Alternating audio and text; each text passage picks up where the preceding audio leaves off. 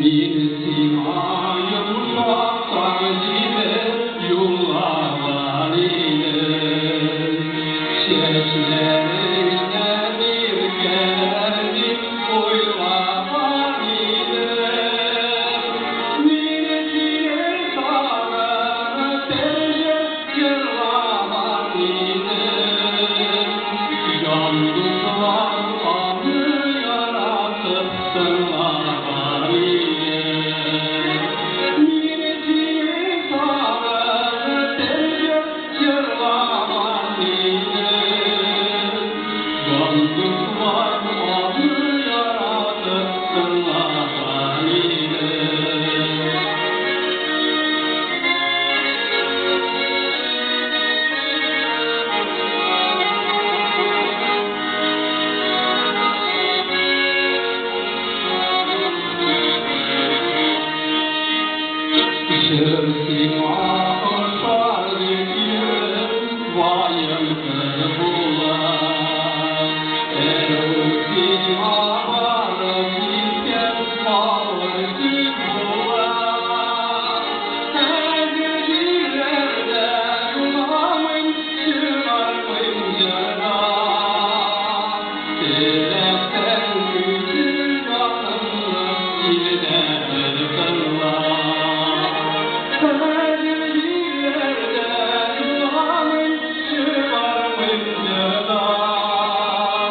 Yeah.